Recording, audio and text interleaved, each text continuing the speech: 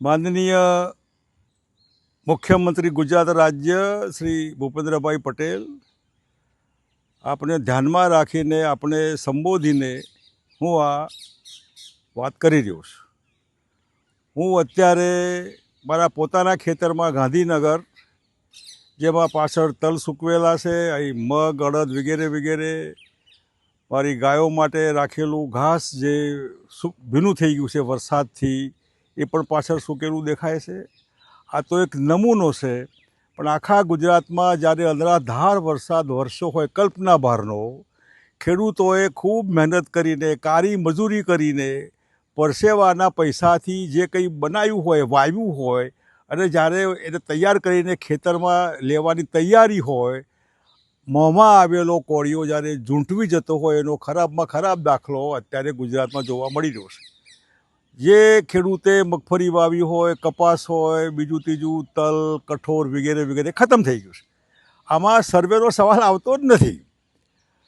મગફળી પલળે તો શું થાય, કપાસ પલળે તો શું થાય, અનાજ કે ઘાસ પલળે તો શું થાય, આમાં સર્વે ન હોય.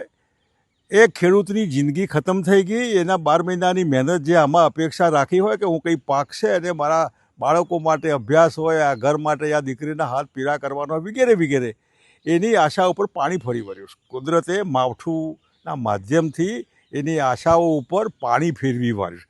એવા વખતે માનવતાના આધારે આ ગુજરાતનો ખેડૂત જે કાળી મહેનત મજૂરી કરીને જે પ્રજાનું પેટ ભરે છે, એની સામે માનવતાના આધારે કોઈ પણ જાતનું રાજકારણ રાખ્યા સિવાય, મારા તારા સિવાય, વગર વીમો છે કે નહીં, ફલાણું છે કે નહીં, સર્વે થયો કે નહીં, એના બદલે લમસમ એનો અભ્યાસ કરીને આમાં ખેડૂતોને 3000 કરોડની મગફળીનું નુકસાન થયું ને એ આધાર નહીં, પણ અમુક ખેડૂતને કેટલું થયું, જેને મગફળી વાવી હતી, ન વાવી હોય એને નુકસાન ન થયું એવું થોડું છે, જેને કપાસ વાવ્યો તો કપાસનું નુકસાન થયું છે.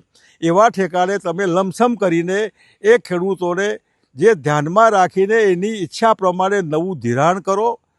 જૂના ધિરાણ ઉપર શક્ય હોય તો જે એને ધિરાણ જૂનું લીધું હોય એ માફ કરો, ના હોય તો એને મોકૂફ કરો, વ્યાજ વધારવાના ધંધા બંધ કરો.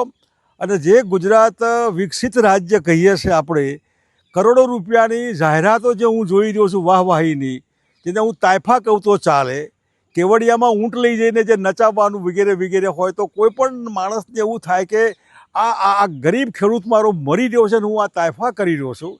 એવી સરકાર ગુજરાતની હોય કે દેશની, માનવતાના આધારે આ ખેડૂતને બચાવો. અત્યારે હાલ તમે તમારી બેંકોને કહો કે જે ખેડૂતને માગે એ ધિરાણ એની મર્યાદામાં, જે જમીન હોય એના પ્રમાણમાં એને ધિરાણ આપે, એનું વ્યાજ નહીં લેવાનું. જૂનું ધિરાણ માફ થાય. હું હમણાં કર્જા મુક્તિ લઈ રહ્યો છું, એનો કાગળ બી આપને લખવાનું. હું ખેડૂતો માટે બી કાગળ લખવાનું, ખેડૂતોના દેવા બી માફ કરો.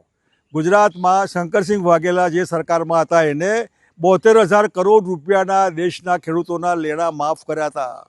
આ તો સામાન્ય ગુજરાત છે, વિકસિત ગુજરાત છે. તમે વાહ વાહ કરી રહ્યા છો, જ્યાં જુઓ તો વાહ વાહ વાહ. તો કમસે કમ આ ખેડૂતોની આહ નહીં, એમની વાહ લ્યો. એના બાળકોની આહ નહીં, એમની બી વાહ લ્યો. એને પરિવાર છે, બાળકો ભૂખે મળતા હોય છે, અત્યારે કોઈ આધાર નથી. એવા ઠેકાણે એકમાત્ર આધાર સરકાર હોય. એવી સરકારના વડા તમે છો, તો કોઈપણ જાતના પોલિટિકલ ભેદભાવ સિવાય, કોઈપણ જાતના સર્વેના ચક્કર ફર્યા સિવાય ખેડૂત માગે એમ એને કરો. અને ખરીફ ખતમ થઈ ગયું. આમના રવિ પાકમાં પણ એને શું જોઈએ એ તમે તમારા કલેક્ટરનો, તમારા મામલતદારનો, તમારા ટીડીઓને, આટલી બધી દુનિયા મોટી છે, કહો ને બધાને.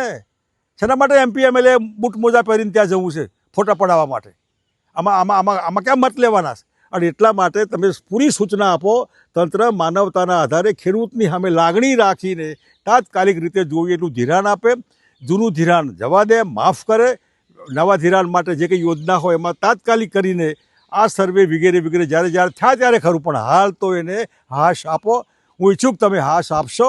અને આ ચક્કરમાં પડ્યા સિવાય ખેડૂતની ઈચ્છા પ્રમાણે, એની માગણી પ્રમાણે ગુજરાત સરકાર રાહતરૂપ થશે એવી તમારી પાસે આશા રાખું છું. જય હિન્દ, જય ગુજરાત.